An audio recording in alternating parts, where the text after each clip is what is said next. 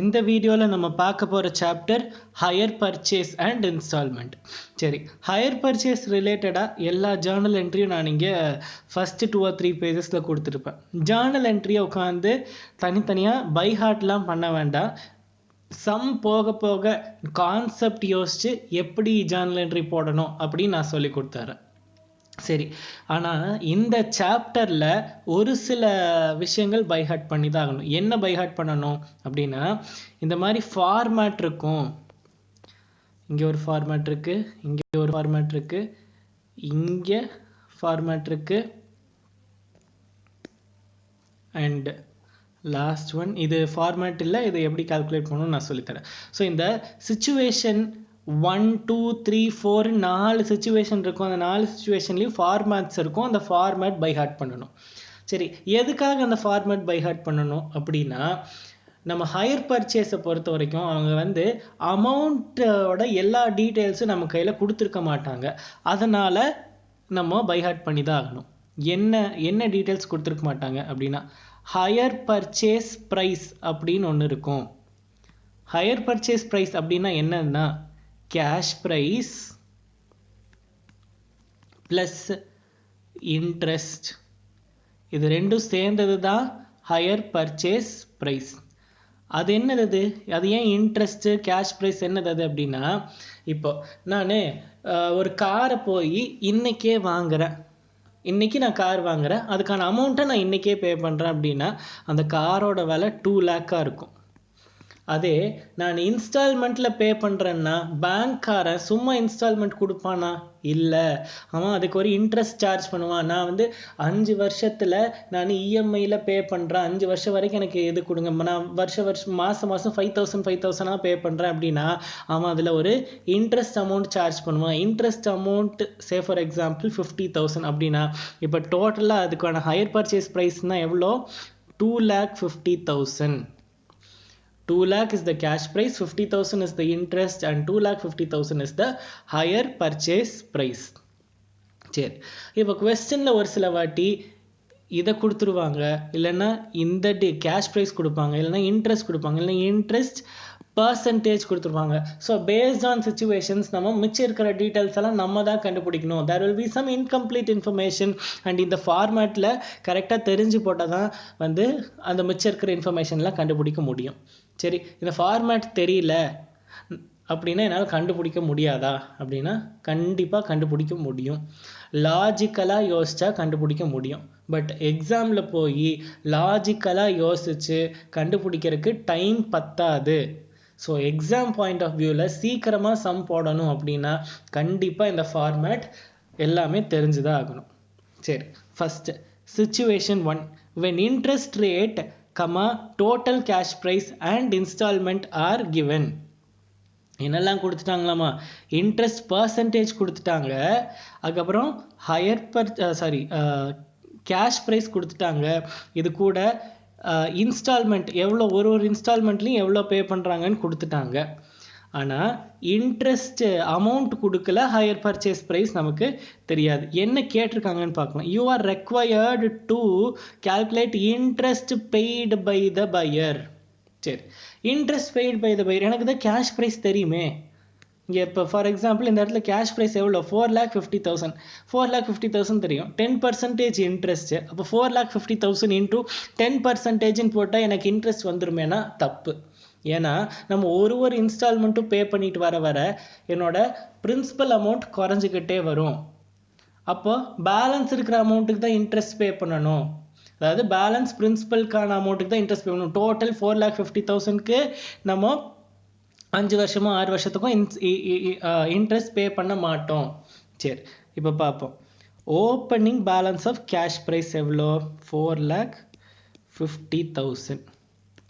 சரி, என்ன கொடுத்துருக்காங்க? ₹90,000 பேயபிள் அஸ் டவுன் பேமெண்ட். அப்போ ஃபர்ஸ்ட் டவுன் பேமெண்ட் 90,000.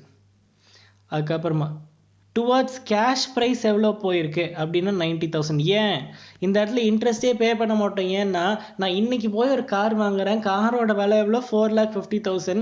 நான் இன்னைக்கே ஒரு 90,000 கையில் கொடுத்துட்டு வந்துட்டேன். 4,50,000 என்னால் கொடுக்க முடியாது, பட் இனிஷியல் பேமெண்ட்டாக ஒரு 90,000 வச்சுக்கோங்க அப்படின்னு. ஸோ இந்த டைமில் எந்த இன்ட்ரெஸ்ட்டும் வராது. போக போக நான் எவ்வளோ டிலே பண்ணிட்டு போகிறேனோ அப்போ தான் இன்ட்ரெஸ்ட் வரும். ஸோ எடுத்தோன்னே இந்த 90,000ல் எந்த இன்ட்ரெஸ்ட்டுமே இருக்காது. ஸோ பேலன்ஸ் எவ்வளோ இருக்கும்? 3,60,000. சரி, இங்கே திருப்பி ஓப்பனிங் பேலன்ஸ் வந்துடும் 3,60,000. அடுத்த இன்ஸ்டால்மெண்ட் எவ்வளோ பே பண்ணுறாங்க? 1,70,000. சரி, இப்போ 1,70,000 பே பண்ணுறாங்க அப்படின்னா டுவர்ட்ஸ் கேஷ் ப்ரைஸ் எவ்வளோ வரும், இன்ட்ரெஸ்ட் எவ்வளோ வரும், இது பேலன்ஸ் க்ளோசிங் பேலன்ஸ் எவ்வளோ வரும்னு பார்க்கலாம். இப்போ இந்த கேஷ் ப்ரைஸ் எவ்வளோ இருக்குது? 3,60,000 இருக்குது. இது எப்போ பே பண்ணுறாங்க? 3 இன்ஸ்டால்மெண்ட்ஸில் பே பண்ணுறாங்க. At the end of first, second and third இயர்னு சொல்லியிருக்காங்க. அப்போது at the end of first year அப்படின்னா எப்போ வரும்? 31/3/2011. 1 second. Sorry, 31/12/2011. 12/13. இங்கே டேட்டு 1/1/2011. ஏன்னா பர்ச்சேசஸ் கார் ஆன் 1/1/2011. சரி, இப்போ 31/12/2011. இப்போ ஒரு வருஷம் கேப் வந்துருச்சா? So 3,60,000 into what? 10%. So interest amount எவ்வளோ? 36,000. இப்போ நான் இந்த 1,70,000 பே பண்ணுற ஒரு இன்ஸ்டால்மெண்ட், அதில் 36,000 இன்ட்ரெஸ்ட் ஆகிடுச்சு அப்படின்னா பேலன்ஸ் 1,34,000 தான் கேஷ் ப்ரைஸை செட்டில் பண்ணுறதுக்காக யூஸ் பண்ணியிருப்பேன். அப்போ 1,70,000 minus 1,34,000 is 2,26,000. And this will be my closing cash price. 2,26,000 into 10%, which is equal to 22,600. இங்கே இன்ட்ரெஸ்ட் எவ்வளோ இருக்குது? 22,600. இன்ஸ்டால்மெண்ட் அமௌண்ட் எவ்வளோ? Second instalment 1,50,000. சரி, இப்போ இந்த 1,50,000ல் 22,600 போயிருச்சுன்னா எவ்வளோ வரும்? 1,27,400. இப்போ closing balance of cash price எவ்வளோ வரும்? 1,50,000 minus 2,26,000 தானே opening balance of cash price, minus towards principal towards cash price எவ்வளோ? 1,27,400. ஸோ அது மைனஸ் பண்ண எவ்வளோ வரும்? 98,600.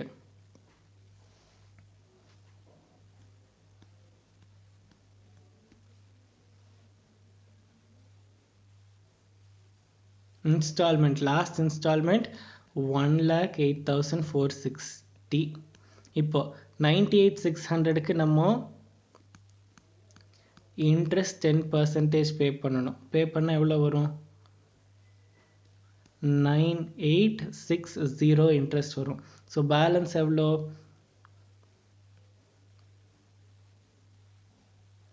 98,600ல் 98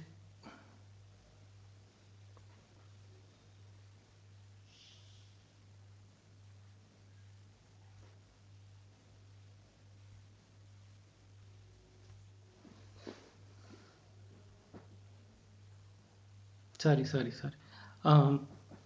instalment amount 1,08,460.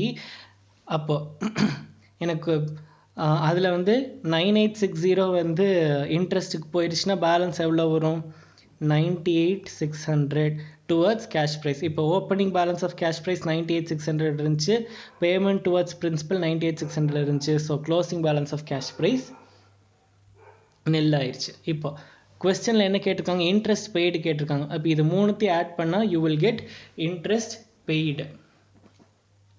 That is 36,000 plus 22,600 plus 9,860. That is 68,460.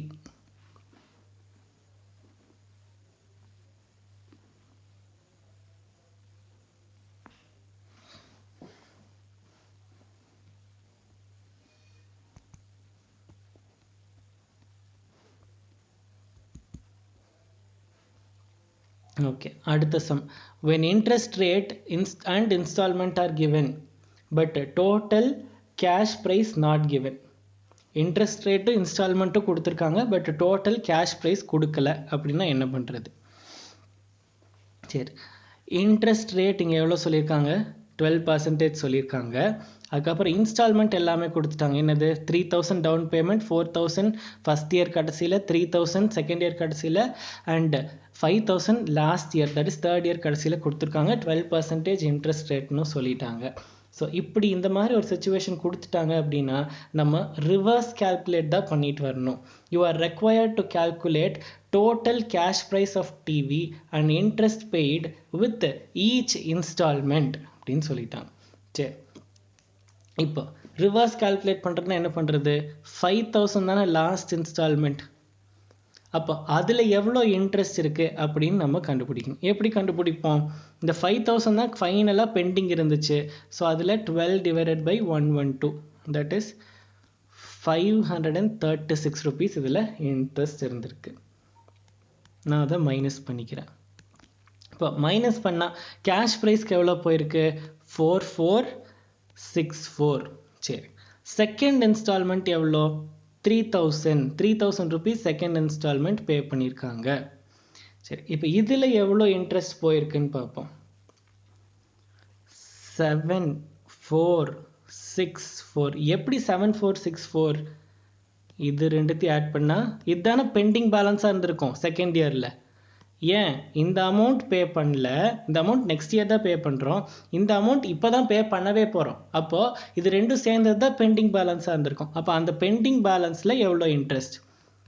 Divided by 112. Divided by 100 போடக்கூடாது. இங்கே நல்லா நோட் பண்ணிக்கோங்க. ரிவர்ஸ் கால்குலேட் பண்ணிட்டு வரும்போது டினாமினேட்டரில் 100 ப்ளஸ் இன்ட்ரெஸ்ட் பர்சன்டேஜ் 112 தான் எடுத்துக்கணும்.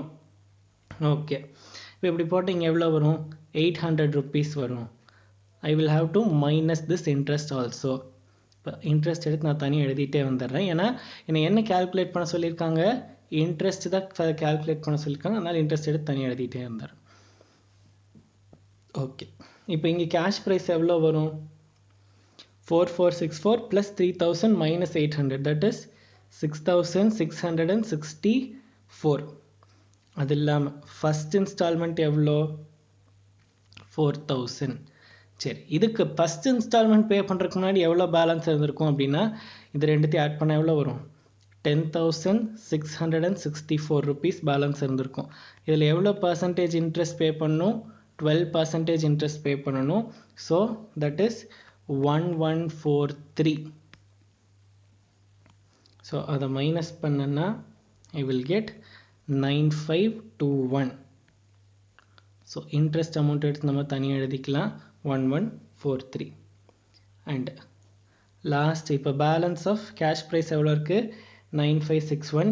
டவுன் பேமெண்ட்டில் நம்ம இன்ட்ரெஸ்ட் பே பண்ணவே மாட்டோம். ஏன்? இமீடியட்டாக பே பண்ணிப்போம். டவுன் பேமெண்ட்டுங்கிறது வாங்கின அன்றைக்கே பே பண்ணது down payment. So that is 3000. So அதையும் ஆட் பண்ணோம்னா 12,521. இதுதான் வந்து என்னோட கேஷ் ப்ரைஸ். இதை டோட்டல் போட்டால் I will get my interest, that is 2476. சரி, இப்போ இங்கே என்ன கேட்டிருக்காங்க? கேஷ் ப்ரைஸ் கேட்டிருக்காங்க, இன்ட்ரெஸ்ட் கேட்டிருக்காங்க. எனக்கு கேஷ் ப்ரைஸும் கிடச்சிருச்சு, இன்ட்ரெஸ்ட்டும் கிடச்சிருச்சு. இந்த ஃபார்மேட் ஆர் தி சீக்வன்ஸ் வந்து கண்டிப்பாக பை ஹார்ட் பண்ணால் மட்டும்தான் போட முடியும். ரிவர்ஸ் கால்குலேஷன் தான் நான் பண்ணிட்டு வந்திருக்கேன். இதை லாஜிக்கலாக அண்டர்ஸ்டாண்ட் பண்ணி போடணும்னு நினச்சா ரொம்ப நாள், ஐ மீன் லைக் ரொம்ப நேரமாகும். ஓகே, அடுத்தது when only installments are given. இந்த இன்ஸ்டால்மெண்ட் அமௌண்ட்லாம் கொடுத்துட்டாங்க, but cash price and rate of interest not given. நான் இப்போ ரேட் ஆஃப் இன்ட்ரெஸ்ட்டும் தெரியாது, கேஷ் ப்ரைஸும் தெரியாது, இன்ட்ரெஸ்ட் அமௌண்ட்டும் தெரியாது. எது மட்டும் தான் கொடுத்துருக்காங்க? நான் இன்ஸ்டால்மெண்ட் இவ்வளோ எவ்வளோ பே பண்ணுறேன்னு சொல்லியிருக்காங்க. அப்போ எப்படி கால்குலேட் பண்ணுறதுன்னு பார்ப்போம். X and Co purchased a motor car ஆன் April 1, 2009. On hire purchase paying 60,000 cash down. The down payment வந்து 60,000. Balance in 4 annual installment எவ்வளோ? 55,000, 50, 45 and 40. Each installment comprising equal amount of cash price at the end of each accounting year. என்னவா? Cash price plus interest தானே நார்மலாக. இப்போ ஒரு இன்ஸ்டால்மெண்ட்டுன்னு எடுத்துட்டா கூட இதுதான் வரும். சரி, இதோட சம் தான் வந்து ஹையர் பர்ச்சேஸ் ப்ரைஸ். ஆனால் ஒரே ஒரு இன்ஸ்டால்மெண்ட்லேயே கேஷ் ப்ரைஸும் இருக்கும், இன்ட்ரெஸ்ட்டும் இருக்கும். இந்த மாதிரி 10 இன்ஸ்டால்மெண்ட் சேர்ந்துருச்சுன்னா, ஐ மீன் லைக் எல்லா இன்ஸ்டால்மெண்ட்டும் சேர்ந்து அதுதான் வந்து ஹையர் பர்ச்சேஸ் ப்ரைஸ். சரி, இப்போ கேஷ் ப்ரைஸ் ப்ளஸ் இன்ட்ரெஸ்ட் இருக்கா? இந்த கேஷ் ப்ரைஸு எல்லா இன்ஸ்டால்மெண்ட்லேயும் காமனாக இருக்காமா, ஈக்குவலாக இருக்குன்னு சொல்லிட்டாங்க. ஓகேவா? சரி, இப்போ பார்ப்போம். டவுன் பேமெண்ட் எவ்வளோ பண்ணியிருக்காங்க? 60,000. அதுக்கப்புறமா 55,000 first instalment, 50,000 second instalment, 45,000 third instalment and 40,000 fourth installment. So total is going to be 2,50,000. ஓகேவா? இப்போ இந்த 2,50,000 is the total higher purchase price. இதில் என்னெல்லாம் இருக்கும்? இன்ட்ரெஸ்ட்டும் இருக்கும், கேஷ் ப்ரைஸும் இருக்கும். சரி, இப்போ இதையும் நம்ம ரிவர்ஸ்லேருந்து தான் எடுத்துகிட்டு போகணும். எப்படி? ஏன் இது என்ன இந்த இடத்துல எக்ஸை நான் கேஷ் ப்ரைஸாக வச்சுக்கிறேன், ஐயை வந்து இன்ட்ரெஸ்டாக வச்சுக்கிறேன். சரி, கேஷ் ப்ரைஸ் வந்து எல்லா இடத்துலையும் காமன்னு கொஸ்டினில் கொடுத்துட்டாங்க. இப்படி நம்ம அவங்க கொடுக்கல அப்படின்னா இந்த சம்மை போட்டிருக்கவே முடியாது. இந்த மாதிரி ஒரு ஏதாச்சும் ஒரு பாயிண்ட் கொடுக்கல அப்படின்னா இந்த சம்மை போடவே முடியாது. சரி, இப்போ இதை லைனாக ஃபில் பண்ணிகிட்டே வந்துடலாம். ஃபோர்த் இன்ஸ்டால்மெண்ட் எவ்வளோ? 40,000, 45,000, 50,000, 55,000. சரி, இப்போ நமக்கு x plus I is equal to 640, x plus 2I is equal to 45 வந்திருக்கா? இப்போ ரெண்டு ஈக்குவேஷன் இருக்கா? அப்போ அதை நம்ம தான் அதைய சால்வ் பண்ணணும்.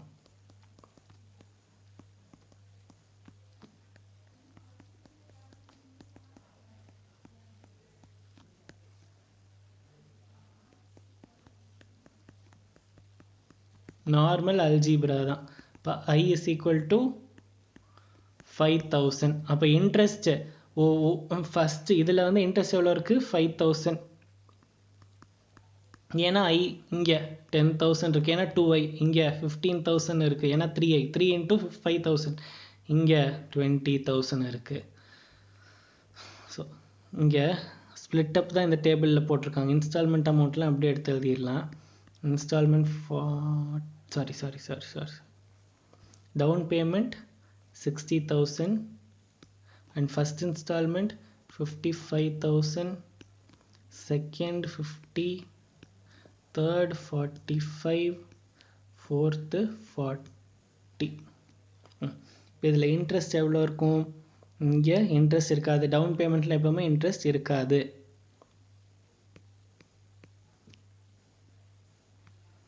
அப்புறமா 15, 10, லாஸ்ட்ல 5. இப்போ இங்கே பாருங்க 35,000. எப்படி? இந்த 40,000 minus instalment is equal to what? Cash price plus interest. So இதுலேருந்து இதை மைனஸ் பண்ணிடுவேன். தட் இஸ் இதுலேருந்து இதை மைனஸ் பண்ணிட்டா ஐ வில் கெட் அகைன் 35,000. இங்கேயும் 35, இங்கேயும் 35 அண்ட் இங்கே 60. இப்போ பாருங்க, அவங்க சொன்ன மாதிரி எல்லா இன்ஸ்டால்மெண்ட்லேயும் ஒரே அமௌண்ட் தான் கேஷ் ப்ரைஸாக வந்திருக்கா? ஸோ இப்போ இந்த சம் போடுறதுக்கு இந்த மாதிரி ஒரு சம் கொடுத்தாங்கன்னா நமக்கு என்ன ஃபார்ம் பண்ண தெரியணும்? இந்த மாதிரி ஈக்குவேஷன்ஸ் ஃபார்ம் பண்ண தெரியணும். ஸோ அந்த ஈக்குவேஷன் ஃபார்ம் பண்ண தெரியல அப்படின்னா இந்த சம் போட முடியாது. ஓகே, நெக்ஸ்ட் சம் பார்ப்போம். On 1/1/2010 X purchase a plant from Y on hire purchase system. The hire purchase rate was settled at 60,000 payable as to 15,000 on 1/1/2010. சரி, 15,000 வந்து 60,000 வந்து hire purchase was settled at டோட்டலாக 60,000 amount. அதில் payable as to 15,000 on 1/1/2010, 15,000 at the end of 3 successive years. அப்போ 15,000 3 successive years, every year 15,000 pay பண்றாங்க. Interest was charged at 5% per annum. The asset was to depreciate at the rate in the books of the purchaser at 10%, reducing balance method. Given present value of annuity 2.72 அப்படின்னு கொடுத்துட்டாங்க 5%க்கு. என்ன ஒரு ரூபாயா like 3 இயர்ஸா பே பண்றாங்கல்ல, அப்போ 3 இயர்ஸா பே பண்றாங்க அப்படின்னா அதோட வேல்யூ ப்ரெசன்ட் வேல்யூ ஃபேக்டர் ஒன்று கொடுத்துட்டாங்க. ஸோ நம்ம 1 rupee பே பண்ணியிருந்தா அதோட வேல்யூ இவ்வளவா இருக்கும். So 15,000 at the end of 3 years பே பண்ணுறதுனால 15,000 into 2.7232 which is equal to 40,848. இது எல்லாமே எதுக்கான calculation? இன்ஸ்டால்மெண்ட் அமௌண்ட்கான calculation. அதாவது 15,000 அது மாதிரி எத்தனை வாட்டி இன்ஸ்டால்மெண்ட் பே பண்ணுறோம்? 3 times. So 45,000 is the total installment amount paid. ஆனால் இது என்னது? This is my cash price. அப்போ இந்த difference in amount is the interest. That is 45,000 minus 40,848 is the interest. சரி, இப்போ கேஷ் ப்ரைஸ் கால்குலேட் பண்ணணும். கேஷ் ப்ரைஸ் என்னது? இது வந்து இன்ஸ்டால்மெண்ட் கூட பே பண்ண கேஷ் ப்ரைஸு. இது கூட நம்ம என்ன பே பண்ணியிருப்போம்? டவுன் பேமெண்ட் பே பண்ணியிருப்போம். இந்த டவுன் பேமெண்ட் எவ்வளோ? அதுவும் 15,000 தான். ஸோ 55,848.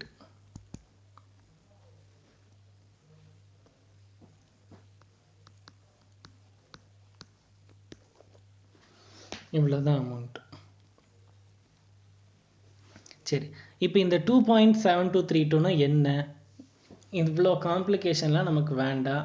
ஏன்னா இதெல்லாம் ப்ரெசன்ட் வேல்யூ ஃபேக்டர் பேஸ் பண்ணி நிறையா அந்த 5% எப்படி பவர்லாம் போட்டு கால்குலேட் பண்ணுவாங்க. So simple, instalment amount is going to be same. இந்த கேஸில் 15,000 அந்த amount into present value factor போடுங்க. That is going to be your cash price. இதை மட்டும் ஞாபகம் வச்சுக்கோங்க. இவங்க டைரெக்டாக உங்களோட எக்ஸாமில் இந்த 2.7232 கொடுத்துருப்பாங்க. இன்ஸ்டால்மெண்ட் அமௌண்ட்டும் கொடுத்துருப்பாங்க. அந்த instalment amount into present value factor போட்டால் what you will get cash price. அவ்வளோதான். இதுக்கு மேலே கன்ஃபியூஷன் பண்ணிக்க வேண்டாம். ஓகே.